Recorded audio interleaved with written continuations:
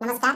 देखिए, आज के इस वीडियो में हम भारतीय संविधान के महत्वपूर्ण आर्टिकल्स को देखेंगे, जो कि बहुत ही महत्वपूर्ण है। किसी भी कंपटीशन लेवल के एग्जामों में इससे एक या दो प्रश्न देखने को जरूर मिलते हैं और ये प्रश्न जो है पूछा जाता है। अगर आप पहले से जानते हैं तो ये आपका रिवीजन हो जाएगा। अगर आप नहीं जानते हैं तो आप इसको जान जाएंगे। तो वीडियो को आप ध्यान से देखिएगा, बहुत ही महत्वपूर्ण सेशन है। तो चलिए वीडियो को शुरू करते हैं।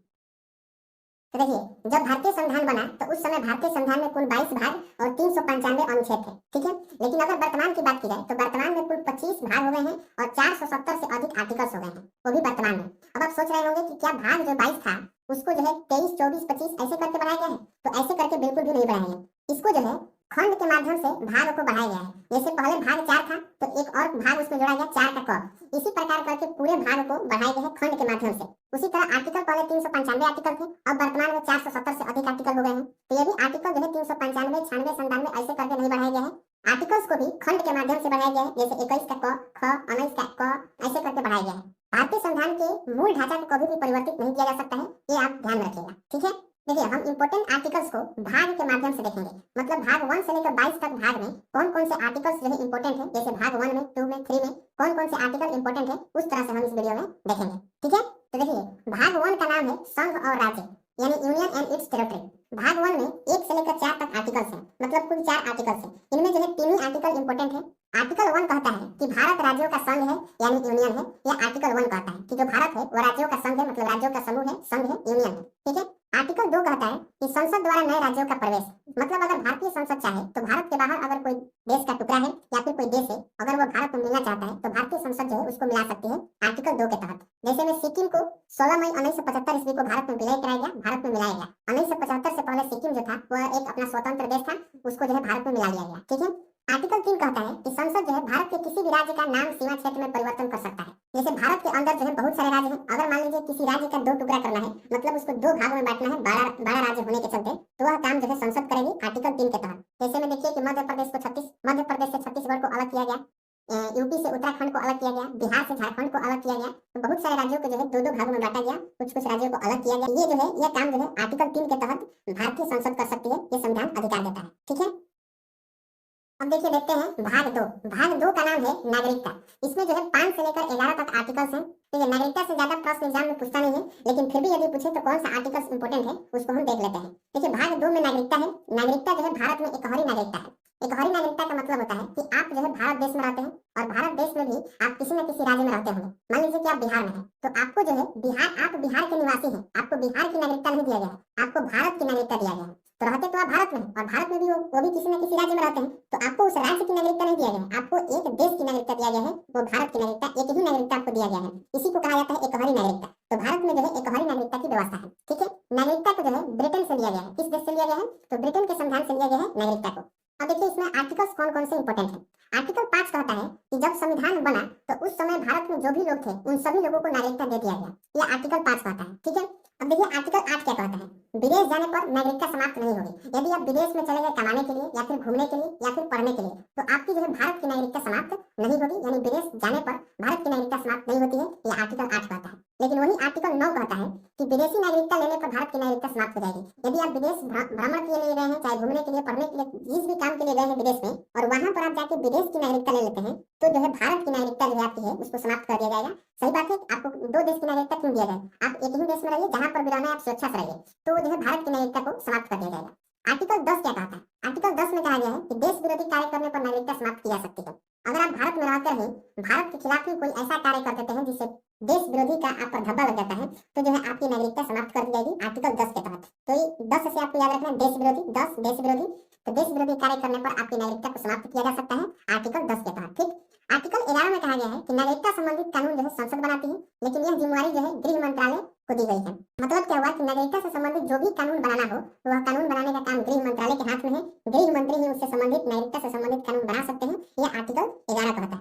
तो भाग 2 में जो है ये इतने आर्टिकल जो है इंपोर्टेंट आर्टिकल है, इसको आप ध्यान में रखिएगा, ठीक है। अब हम देखते हैं भाग 3। देखिए, भाग 3 का नाम है मूल अधिकार, यानी फंडामेंटल राइट्स। इसमें जो है 12 से लेकर 35 तक आर्टिकल हैं और ये मूल अधिकार बहुत ही ज्यादा महत्वपूर्ण है। इससे जो है एग्जामों में भर भर के प्रश्न पूछा जाता है, तो इसको आप ध्यान से देखिए। तो देखिए, मूल अधिकार को जो है यूएसए के संविधान से लिया गया है। पहला ही प्रश्न है, इंपोर्टेंट प्रश्न है कि इसे किस देश के संविधान से लिया गया है मूल अधिकार को? तो यूएसए के संविधान से लिया गया है, ठीक है। अब देखिए, इसमें कौन कौन से आर्टिकल जो है इंपोर्टेंट है। आर्टिकल 13 जो है इंपोर्टेंट है। आर्टिकल 13 कहता है अल्पीकार का प्रयोग किया गया है आर्टिकल 13 में। इसमें कहा गया है कि यदि किसी का मूल अधिकार है और उस मूल अधिकार के चलते किसी दूसरे के मूल अधिकार का हनन हो रहा है तो उस मूल अधिकार को खत्म कर दिया जाएगा। जैसे मान लीजिए कि आपको दिया गया है मूल अधिकार कि आप तलवार रख सकते हैं और आप तलवार लेके किसी को भोग दीजिए, तो ये जो है मूल अधिकार के आपको खत्म कर दिया जाएगा, क्योंकि आपके मूल अधिकार के चलते किसी दूसरे का मूल अधिकार का हनन हो रहा है। तो आर्टिकल 13 का प्रयोग करके आपका जो मूल अधिकार है तलवार रखने का, उसको जो है हमेशा के लिए खत्म कर दिया जाएगा। ये आर्टिकल 13 कहता है। ठीक है, अब देखिए भाग 3 में ही आर्टिकल 14 से लेकर 18 तक समानता का अधिकार दिया गया है, यानी समता का अधिकार यानी समानता का अधिकार। ठीक है, तो देखिए आर्टिकल 14 में क्या कहा गया है, विधि के समक्ष समानता, अर्थात जो है कानून के सामने सब जो है बराबर है, सब समान है, सब बराबर है। और विधि के समक्ष समानता को जो है ब्रिटेन से लिया गया है, इस बात को आप ध्यान रखिएगा। एग्जाम में ये पूछा हुआ प्रश्न है कि विधि के समक्ष समानता किस देश के संविधान से लिया गया है, तो ब्रिटेन के संविधान से लिया गया है। यानी इसके सामने जो है कानून के सामने सब बराबर है, इसका मतलब ये होता है। इसी में कहा गया है कानून का समान संरक्षण। कानून के समान संरक्षण का मतलब हुआ कानून के सामने जो है कानून अमीर गरीब नेता सबको जो है समान नजर से देखेगा, सबके लिए नियम कानून जो है एक होंगे। ये आर्टिकल 14 में कहा गया है, बहुत ही ज्यादा महत्वपूर्ण है आर्टिकल 14। देखिए आर्टिकल 15 में कहा गया है कि जाति धर्म लिंग और जन्म स्थान के आधार पर आप जो है किसी से भी भेदभाव नहीं कर सकते हैं। यह आर्टिकल 15 में कहा गया है। ठीक है, बहुत पहले से ही जाति धर्म के स्थान पर बहुत जो है भेदभाव हुआ करता था और आज के डेट में भी कहीं पर देखने को मिलता है। तो वह जो है आर्टिकल 15 में इसको मेंशन किया गया है कि आप किसी के साथ भी जाति के आधार पर, धर्म के आधार पर, लिंग के आधार पर, लिंग का मतलब हुआ कि महिला पुरुष ट्रांसजेंडर, इन सब के आधार पर, जन्म स्थान के आधार पर आप किसी के साथ भेदभाव नहीं कर सकते हैं। और ये आर्टिकल 15 को याद करना आसान है, हम लोग जो है 5 इस प्रकार लिखते हैं, लेकिन अगर हम इसको ऐसे पलट दें तो ये ज की तरह दिखाई देता है। तो 15 यानी ज की तरह दिखाई देता है, इसलिए हम कह सकते हैं कि आर्टिकल 15 में जो है जाति धर्म इसके स्थान पर भेदभाव करने से मना किया गया है, रोक लगाया गया है आर्टिकल 15 में। उसके बाद इंपॉर्टेंट है आर्टिकल 17। आर्टिकल 17 में अस्पृश्यता है। अस्पृश्यता का मतलब होता है कि छुआछूत का अंत किया गया है। ये आर्टिकल 17 कहता है कि आप छुआछूत नहीं कर सकते हैं, छुआछूत का अंत कर दिया गया है आर्टिकल 17 के तहत। आर्टिकल 18 में उपाधियों का अंत किया गया है। उपाधि का मतलब जो है पहले, आज से पहले, बहुत पहले जो है राजा रजवाड़ों के समय में ठाकुर साहब, चाहे ब्रिटिश काल में ठाकुर साहब, बाबू साहब, ये सब जो है उपाधियां जो है बड़े बड़े आदमियों के द्वारा धारण किया जाता था। तो इन सभी उपाधियों को जो है आर्टिकल 18 के तहत अंत कर दिया गया है। अब ये सब हम उपाधि जो है नहीं रख सकते हैं, लेकिन अगर शिक्षा के क्षेत्र में, सुरक्षा, सेना, इन सब के क्षेत्र में अगर कोई भी उपाधि मिलता है तो उसको हम धारण कर सकते हैं। जैसे भारत रत्न जो है, पद्म विभूषण, ये सब उपाधि को हम रख सकते हैं। शिक्षा के क्षेत्र में मिल जाए प्रोफेसर, सर, जनरल, दरोगा, जिला अधिकारी, डीएम, ये सब उपाधि को हम रख सकते हैं। बाकी किसी भी प्रकार की उपाधि को हम नहीं रख सकते हैं, आर्टिकल 18 कहता है।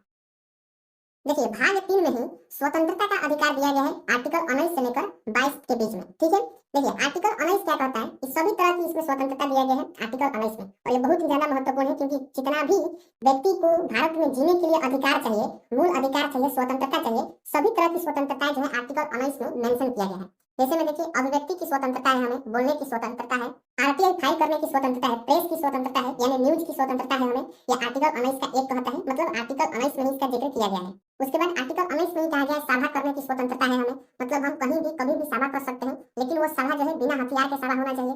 ऐसा नहीं है कि सभा हम किए और हथियार लेकर हम सभा कर रहे हैं और हथियार के बल पर अपना बात किसी को मनवा रहे हैं, तो ऐसा बिल्कुल नहीं हो सकता है।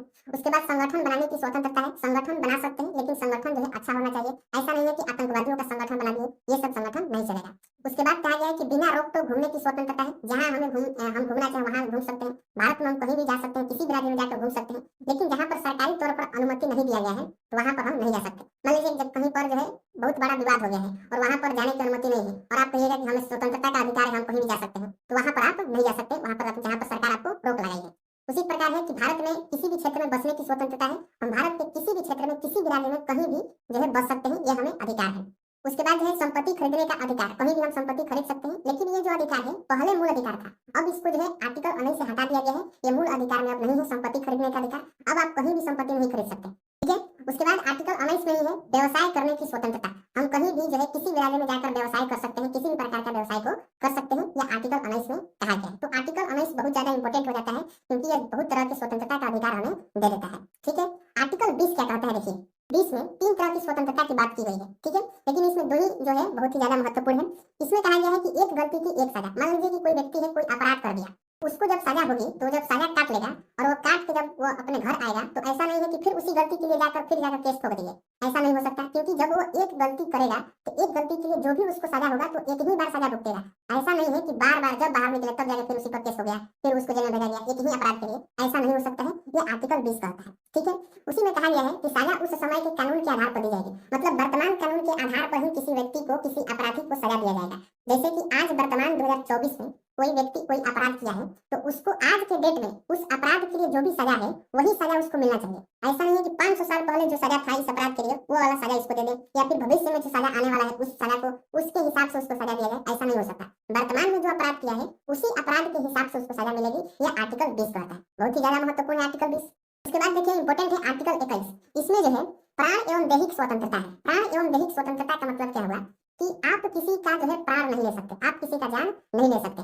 एवं दैहिक स्वतंत्रता का मतलब होता है आप स्वयं अपना भी जान नहीं ले सकते, आप आत्महत्या नहीं कर सकते हैं। इसी के कारण जो है जब हम हेलमेट लगाकर नहीं जाते हैं तो पुलिस हमें पकड़ती है, क्योंकि जरा सोचिए कि उसको क्या मतलब है कि अगर आप हेलमेट नहीं लगाते हैं तो आप मरिएगा, पुलिस को क्या जाएगा, लेकिन फिर भी आपको पुलिस रोकती है, जांच करती है और चालान कर देती है अगर आपके पास हेलमेट नहीं रहता है तब, क्योंकि आर्टिकल 21 में मेंशन किया गया है कि इसमें दैहिक स्वतंत्रता की जिक्र किया गया है, मतलब आप अपना भी खुद प्राण नहीं ले सकते हैं। उसी प्रकार इसी में है निजता का अधिकार। निजता का अधिकार का मतलब होता है कि अगर आपकी कोई गोपनीय जानकारी जो है उजागर करता है तो उस पर कार्रवाई किया जा सकता है। गोपनीय जानकारी, जो भी जानकारी आप अपना पर्सनल जानकारी आप शेयर नहीं करना चाहते हैं और वो कोई लीक कर देता है, कोई वायरल कर देता है, तो उस पर जो है कार्रवाई किया जा सकता है। या आर्टिकल 21 कहता है इसमें निजता का अधिकार दिया गया है। ठीक है, इसी में आर्टिकल 21 के क में जोड़ा गया। देखिए मैंने आपको बताया कि भाग जो है भाग और आर्टिकल को खंड के माध्यम से बढ़ाया गया है, तो जो है मूल अधिकार में आर्टिकल 21 था, लेकिन इसमें एक और जोड़ा गया आर्टिकल 21 का क। तो 21 के क में कहा गया है कि 6 से 14 वर्ष के बच्चों को निःशुल्क प्राथमिक शिक्षा का अधिकार है। मतलब जो है सरकार 6 से लेकर 14 वर्ष के बच्चों को निःशुल्क शिक्षा देगी, बिना किसी पैसा के उसको शिक्षा दिया जाएगा। ये आर्टिकल 21 के क में कहा गया है, बहुत ही ज्यादा महत्वपूर्ण है, कई बार एग्जाम में इससे प्रश्न जो है पूछा गया है, इसको आप ध्यान में रखिएगा। देखिए भाग 3 में ही आर्टिकल 25 से लेकर 28 तक धार्मिक स्वतंत्रता का अधिकार है। आर्टिकल 25 में कहा गया है अंतःकरण की चर्चा किया गया है आर्टिकल 25 में, और व्यक्तिगत धार्मिक स्वतंत्रता है। देखिए व्यक्तिगत धार्मिक स्वतंत्रता का मतलब क्या हुआ कि धर्म के अनुसार जो है कुछ लोगों को स्वतंत्रता दिया गया है। जैसे में सिख जो है आर्टिकल 25 के तहत तलवार रख सकते हैं, क्योंकि उनको धार्मिक स्वतंत्रता दिया गया है, तो वह कृपाल यानी तलवार को रख सकते हैं। ठीक है, आर्टिकल 30 क्या कहता है? आर्टिकल 30 में अल्पसंख्यकों को शिक्षा का संरक्षण है। जैसे कोई अल्पसंख्यक है और वो बहुसंख्यकों के बीच पढ़ने में, शिक्षा ग्रहण करने में संकोच कर रहा है, तो वह जो है अपना स्वयं का एक संस्था खोल सकता है और केवल उसमें अल्पसंख्यक ही रहेंगे, अल्पसंख्यक उसमें अपना शिक्षा ग्रहण करेंगे। उस संस्था के लिए सरकार जो है अनुदान देगी, सरकार उसको धन देगी कि वह संस्था जो है चले। यह आर्टिकल 30 में कहा गया है। तो ये हमारे संविधान जो है अल्पसंख्यकों के बारे में भी सोचा है। ठीक है, उसके बाद जो है आर्टिकल 32 है, और देखिए आर्टिकल 32 जो है बहुत ही ज्यादा महत्वपूर्ण आर्टिकल है, इससे एग्जाम में कई बार प्रश्न पूछा जा चुका है। आर्टिकल 32 में संवैधानिक उपचार का अधिकार है। देखिए इस अधिकार का मतलब क्या हुआ कि अगर भारत में किसी व्यक्ति के मूल अधिकार का हनन हो रहा है तो वह डायरेक्टली इसके लिए सुप्रीम कोर्ट जा सकता है। ऐसे कोई अपराध हुआ तो उसके लिए हम पहले जाते हैं डिस्ट्रिक्ट कोर्ट, फिर डिस्ट्रिक्ट कोर्ट के बाद जाते हैं हाई कोर्ट, उस राज्य के हाई कोर्ट में जाते हैं, फिर हाई कोर्ट के बाद यदि रेफर होता है तब जाके मामला सुप्रीम कोर्ट में जाता है। लेकिन अगर किसी के मूल अधिकार का हनन हो रहा है तो वह मूल अधिकार के चलते डायरेक्टली सुप्रीम कोर्ट में जा सकता है। यह आर्टिकल 32 कहा है। यही कारण है कि बाबा साहेब भीमराव अंबेडकर ने आर्टिकल 32 को संविधान की आत्मा कहा था। तो ये भी प्रश्न जो है इंपोर्टेंट हो जाता है कि आर्टिकल 32 को संविधान की आत्मा किसने कहा था? तो बाबा साहेब भीमराव अंबेडकर ने। ठीक है, लेकिन अगर प्रश्न घुमाकर पूछे कि किस भाग को संविधान की आत्मा कहते हैं, आर्टिकल नहीं भाग, तो प्रस्तावना को संविधान का आत्मा कहते हैं। लेकिन अगर आर्टिकल पूछे तो आर्टिकल 32 को संविधान की आत्मा कहते हैं। इसके तहत अगर किसी के मूल अधिकार का हनन हो रहा है तो डायरेक्टली सुप्रीम कोर्ट में जा सकता है उस मामला को लेकर। ठीक है, उसके बाद देखिए आर्टिकल 33। आर्टिकल 33 में कहा गया है कि राष्ट्रीय सुरक्षा के हित में संसद जो है सेना, मीडिया और गुप्तचर के मूल अधिकार को सीमित कर सकती है। अगर राष्ट्रीय सुरक्षा की बात है तो भारतीय संसद जो है जितने भी सेना है, सेना में बड़े बड़े जो लोग हैं, बड़े बड़े अधिकारी लेवल पर जो पोस्टेड हैं उनको, और मीडिया के और गुप्तचर जो विदेशों में रह रहे हैं भारत के गुप्तचर, उन सबके मूल अधिकार को सीमित कर सकते हैं सुरक्षा के दृष्टिकोण से। ये आर्टिकल 33 में कहा गया है, इंपोर्टेंट है, ध्यान रखिएगा। उसके बाद है आर्टिकल 34। आर्टिकल 34 में कहा गया है कि भारत के किसी भी क्षेत्र में सेना का कानून लागू किया जा सकता है, उसमें कोई रोक टोक नहीं है। सेना जहां चाहे उस क्षेत्र में अपना कानून लागू कर सकती है। सेना के कानून को जो है मार्शल लॉ कहा जाता है। सेना का अपना कानून होता है, सेना का अपना जो है कोर्ट होता है। तो भारत के किसी भी क्षेत्र में आर्टिकल 34 के तहत सेना जो है अपना कानून को लागू कर सकती है। ठीक है, ये जो है इंपोर्टेंट आर्टिकल्स थे भाग 3 के। इन सभी आर्टिकल्स को आप ध्यान में रखिएगा, बहुत ही ज्यादा महत्वपूर्ण है। अब हम देखते हैं भाग 4। भाग 4 में है राज्य के नीति निर्देशक तत्व, यानी direction principles of state policy, इसी को कहा जाता है डीपीएसपी। इसमें आर्टिकल 36 से लेकर 51 तक राज्य के नीति निर्देशक तत्वों को आयरलैंड के संविधान से लिया गया है, इसको आप ध्यान में रखिएगा। देखिए अब इसमें कौन कौन से आर्टिकल इंपोर्टेंट है, लेकिन उससे पहले देखिए कि राज्य के नीति निर्देशक तत्व जो है जब संविधान बना तो उस समय इसको जोड़ा गया, तो उस समय भारत के पास उतने पैसे नहीं थे जो कि इसको पूरे देश में लागू किया जाए। इसलिए जो है चुनिंदा लोगों के लिए ही यह राज्य के नीति निर्देशक तत्व है, डीपीएसपी है। जैसे कोई व्यक्ति पूरा वृद्ध हो गए हैं, 60 वर्ष की आयु पार कर गए हैं, तो उनको जो है सरकार वृद्धा पेंशन देती है। बहुत सारे भारत में लोग हैं भुखमरी की समस्या है, खाने के कुछ नहीं है, तो उनको जो है सरकार राशन देने की व्यवस्था करती है। जो गरीबी रेखा से नीचे है, गरीब है, तो उनको राशन देने का सरकार जो है काम करती है। तो ये अब सभी लोगों को ये नहीं दे सकती क्योंकि सरकार के पास उतना धन तो है नहीं, इसलिए चुनिंदे लोगों के लिए ही इसको जो है लाया गया। लेकिन जैसे मूल अधिकार है तो भारत के सभी लोगों को मूल अधिकार प्राप्त है, लेकिन डीपीएसपी भारत के सभी लोगों के लिए नहीं है। ठीक है, तो आर्टिकल 37 देखिए क्या कहता है कि इसे न्यायालय द्वारा लागू नहीं कराया जा सकता है। मतलब जो है अगर कोई व्यक्ति कहे कि हमें भी राशन की आवश्यकता है, हमें भी राशन चाहिए, भारत के सभी लोगों को राशन चाहिए और उसके लिए वो न्यायालय में चला जाए, कोर्ट में चला जाए, तो ये जो है न्यायालय में लागू नहीं होगा। न्यायालय में इसके लिए वाद विवाद ही नहीं होगा। ये आर्टिकल 37 कहता है। ठीक है, उसके बाद देखिए आर्टिकल 39 का क। आर्टिकल 39 का क इंपॉर्टेंट है। इसमें कहा गया निःशुल्क विधि यानी कानूनी सहायता दिया गया है। निःशुल्क कोई भी कानूनी सहायता, विधि सहायता जो है दिया जा सकता है आर्टिकल 39 के क के तहत। ठीक है, आर्टिकल 40 में ग्राम पंचायतों के संगठन के बारे में चर्चा किया गया है, बहुत ज्यादा महत्वपूर्ण है। इससे जो है एग्जाम में प्रश्न पूछा जा चुका है। आर्टिकल 40 में है ग्राम पंचायतों का संगठन। उसके बाद इंपॉर्टेंट है आर्टिकल 44, इसमें है समान सिविल संहिता, अर्थात सभी धर्मों के लिए विवाह एवं तलाक की शर्तें जो है समान रहेगी, भले विवाह की रीति जो है अलग अलग हो, लेकिन जो है शर्त जो भी होगा विवाह के लिए और तलाक के लिए सभी धर्मों का, उसी को कहा जाता है समान सिविल संहिता। यह आर्टिकल 44 में जोड़ा गया है। इसको जो है आसान है इसको याद करना, इसमें चार चार सेम सेम है, सेम सेम मतलब समान समान है, तो समान सिविल संहिता आर्टिकल 44 में है। ठीक है, उसके बाद आर्टिकल 45 है, इसमें कहा गया है कि 6 वर्ष से कम आयु के बच्चों के स्वास्थ्य का ध्यान जो है सरकार रखेगी। ये सरकार की जिम्मेवारी है। जो भी बच्चे 6 वर्ष से कम आयु के हैं उनके स्वास्थ्य का ध्यान रखती है सरकार। इसीलिए जो है बहुत सारा पोलियो के ड्रॉप्स, बहुत सारा ड्रॉप्स जो है आंगनबाड़ी केंद्रों के द्वारा जो है पिलाया जाता है। ये सब किसकी देन है? सरकार की देन है। ये आर्टिकल 45 में कहा गया है। उसके बाद आर्टिकल है 50, ये भी बहुत ज्यादा इंपॉर्टेंट है। इसमें जो है कार्यपालिका से न्यायपालिका को अलग किया गया है, मतलब कार्यपालिका और न्यायपालिका ये दोनों जो है अलग अलग है। ये बात को कहाँ लिखा गया है? तो आर्टिकल 50 में कहा गया है। ठीक है, उसके बाद इंपॉर्टेंट है आर्टिकल 51, इसमें है अंतर्राष्ट्रीय शांति को बढ़ावा देना। ये बात जो है आर्टिकल 51 में कहा गया है कि अंतर्राष्ट्रीय शांति को बनाए रखना है। जो भी जो है इंटरनेशनल विवाद हो जाता है, अंतर्राष्ट्रीय विवादों को मध्यस्थता द्वारा सुलझा देना। मध्यस्थता का मतलब विचार विमर्श करके जो भी जो है अशांति फैल रहा है विश्व में उसको सुलझा देना है। आर्टिकल 51 में कहा गया है। ये बात जो है आर्टिकल 51 में कहा गया है। ठीक है, अब देखिए इसी में है भाग 4 का क। भाग 4 के क में है मूल कर्तव्य। देखिए मूल कर्तव्य जो है इसे 42वां संविधान संशोधन 1976 में सरदार स्वर्ण सिंह समिति की सिफारिश पर जोड़ा गया। इसे जो है रूस के संविधान से लिया गया है। इस बात को ध्यान रखिएगा कि किस समिति की सिफारिश पर जोड़ा गया, तो स्वर्ण सिंह समिति की सिफारिश पर, और इसे रूस के संविधान से लिया गया है। भाग 4 के क में अनुच्छेद 51 के क के तहत जोड़ा गया है। आर्टिकल 51 के क के तहत मूल कर्तव्य को जो है जोड़ा गया है और इसे रूस के संविधान से लिया गया है। इससे मूल कर्तव्य को न मानने पर कोई भी दंड का प्रावधान नहीं है, इसमें किसी प्रकार का दंड नहीं दिया जाता है। ठीक है, तो इस बात को आप ध्यान रखिएगा कि आर्टिकल 51 के क में मूल कर्तव्य है और भाग पूछे तो भाग 4 का क। ठीक है, तो इतना ही इंपॉर्टेंट है भाग 4 में, तो इसको आप ध्यान रखिएगा। अब हम देखते हैं भाग 5। देखिए भाग 5 में है यूनियन यानी संघ। इसमें आर्टिकल 52 से लेकर 151 तक। देखिए अगर पॉलिटी में भाग 5 पर किसी का कमांड हो जाता है तो पॉलिटी को जो है 50% वो कवर कर जाता है, और जितना भी प्रश्न जो है पूछा जाता है ज्यादातर वो भाग 5 से ही पूछा जाता है। तो भाग 5 को आप जो है ध्यान से देखिएगा। देखिए इसमें जो है आर्टिकल 52 से लेकर 61 तक राष्ट्रपति का जिक्र है, यानी राष्ट्रपति के बारे में बताया गया है। तो देखिए आर्टिकल 52 में राष्ट्रपति का पद है, यानी भारत का एक राष्ट्रपति होगा, यह आर्टिकल 52 में कहा गया है। इसमें राष्ट्रपति के पद की चर्चा किया गया है। ठीक है, उसके बाद है आर्टिकल 53। आर्टिकल 53 में ये कहा गया है कि कार्यपालिका का औपचारिक प्रधान राष्ट्रपति होता है। कार्यपालिका जो होता है उसका औपचारिक प्रधान कौन होता है? तो राष्ट्रपति होता है। अर्थात सभी जितने भी कार्य होते हैं वो सब कार्य राष्ट्रपति हस्ताक्षर करेंगे तभी होगा, अन्यथा नहीं होगा। ये बात आर्टिकल 53 में कहा गया है। उसके बाद है आर्टिकल 54। अनुच्छेद 54 में राष्ट्रपति का निर्वाचन है, मतलब राष्ट्रपति का चुनाव कैसे होगा, यह आर्टिकल जो है 54 में कहा गया है। देखिए राष्ट्रपति का चुनाव जो है एकल संक्रमणीय अनुपातिक पद्धति द्वारा अप्रत्यक्ष रूप से गुप्त मतदान होता है। यह बात जो है आर्टिकल 54 में कहा गया है। उसके बाद इंपॉर्टेंट है आर्टिकल 7। इसमें जो है राष्ट्रपति की शपथ की चर्चा है, यानी राष्ट्रपति को कौन शपथ दिलाएगा इस बारे में जो है आर्टिकल 7 में कहा गया है। देखिए राष्ट्रपति को शपथ दिलाने का कार्य सर्वोच्च न्यायालय के मुख्य न्यायाधीश करते हैं। तो हमने जो है राष्ट्रपति के ऊपर बहुत बेहतरीन तरीके से एक वीडियो बनाया है, उसको आप देख सकते हैं या फिर डिस्क्रिप्शन में लिंक है, आप उसको देख सकते हैं। ठीक है, तो आर्टिकल 7 में राष्ट्रपति की शपथ की चर्चा किया गया है, इसको आप ध्यान रखिएगा। उसके बाद है आर्टिकल 61। आर्टिकल 61 जो है बहुत ज्यादा महत्वपूर्ण है क्योंकि इसमें जो है महाभियोग की चर्चा किया गया है। महाभियोग जो है राष्ट्रपति को हटाने के लिए महाभियोग लाया जाता है संसद में, तो महाभियोग जो है आर्टिकल 61 में इसका जिक्र किया गया है। ये एग्जाम में पूछा हुआ प्रश्न है, इसको आप ध्यान रखिएगा। अब देखिए उपराष्ट्रपति का जिक्र जो है यानी वाइस प्रेसिडेंट, इनका जिक्र आर्टिकल 63 से किया गया है। आर्टिकल 63 से, आर्टिकल 63 में क्या है? उपराष्ट्रपति के पद की चर्चा किया गया है। आर्टिकल 63 में उपराष्ट्रपति के पद को यूएसए के संविधान से लिया गया है, इसको आप ध्यान रखिएगा, इसको याद रखिएगा।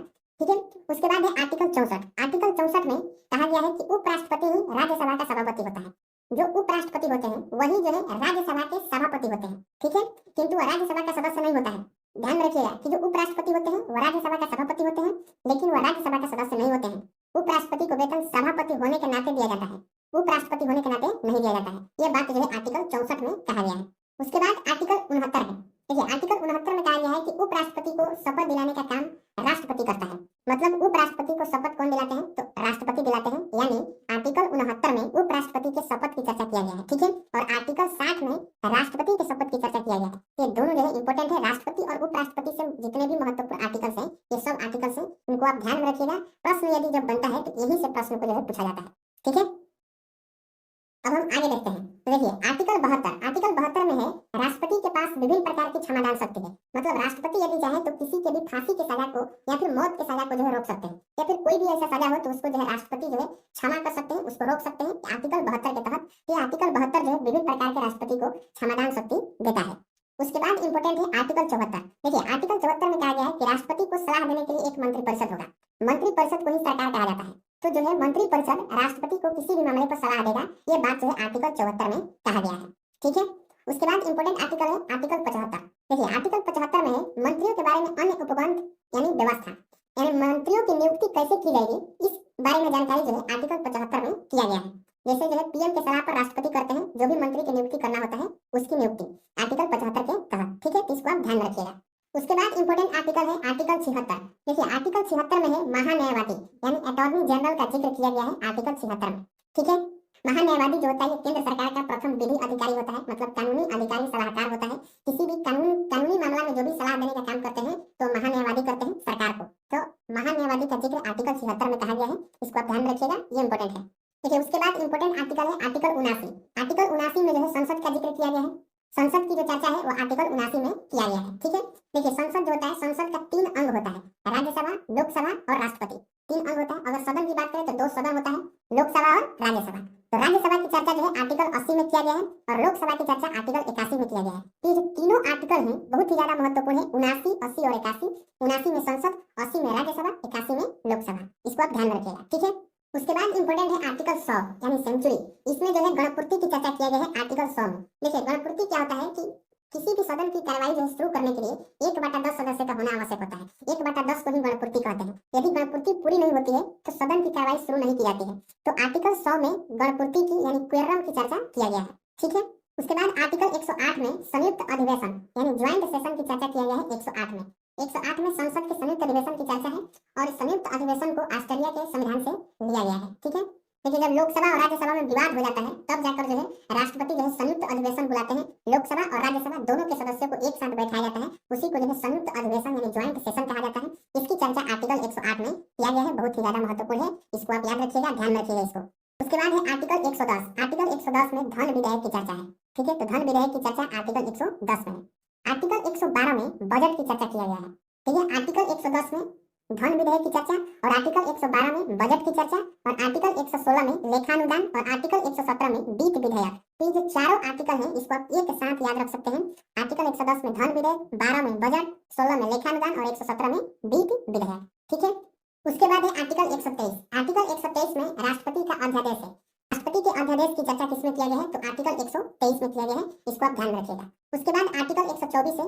आर्टिकल 124 जो है इंपॉर्टेंट आर्टिकल है ये। इसमें कहा गया है कि सुप्रीम कोर्ट की गठन की चर्चा किया गया है आर्टिकल 124 में, कि मतलब सुप्रीम कोर्ट का गठन कैसे होगा, कौन करेगा, इसकी चर्चा जो है आर्टिकल 124 में वर्णित है। उसके बाद इंपॉर्टेंट आर्टिकल है आर्टिकल 124। इसमें जो है सुप्रीम कोर्ट के गठन की चर्चा किया गया है आर्टिकल 124 में। वर्तमान सुप्रीम कोर्ट में 34 जज हैं, 33 जो है अन्य जज हैं और 1 मुख्य न्यायाधीश है। इस पर मैंने एक सेपरेट वीडियो बनाया हुआ है, उसको आप जाकर देख सकते हैं, ठीक है। तो सुप्रीम कोर्ट के गठन की चर्चा किसमें है? आर्टिकल 124 में है। उसके बाद है आर्टिकल 129। आर्टिकल 129 में अभिलेख की चर्चा किया गया है। सुप्रीम कोर्ट वाले वीडियो में ही आप जान सकते हैं कि अभिलेख क्या होता है, इसकी चर्चा आर्टिकल 129 में किया गया है। उसके बाद इंपॉर्टेंट आर्टिकल है आर्टिकल 137। इसमें जो है न्यायिक पूर्वावलोकन है। न्यायिक पूर्वावलोकन की चर्चा जो सुप्रीम कोर्ट से संबंधित है, ये भी आप उस वीडियो में जान सकते हैं। तो न्यायिक पूर्वावलोकन की चर्चा आर्टिकल 137 में किया गया है, इसको आप ध्यान रखिएगा। उसके बाद आर्टिकल है 148। आर्टिकल 148 में सीएजी के पद की चर्चा है, यानी कैग की पद की चर्चा है। को नियंत्रक एवं महालेखा परीक्षक कहा जाता है, कैग, इसकी चर्चा, इसके पद की चर्चा आर्टिकल 148 में किया गया है, इस बात को आप ध्यान रखिएगा। ये थे भाग 5 के जो भी महत्वपूर्ण आर्टिकल्स हैं, जो भी एग्जाम में पूछे गए आर्टिकल्स थे या फिर पूछने की उसकी संभावना है, उसको हम लोगों ने देखा। अब हम देखते हैं भाग 6 को। देखिए भाग 6 में राज्य यानी स्टेट के बारे में बताया गया है। इसमें जो है आर्टिकल 152 से लेकर 237 तक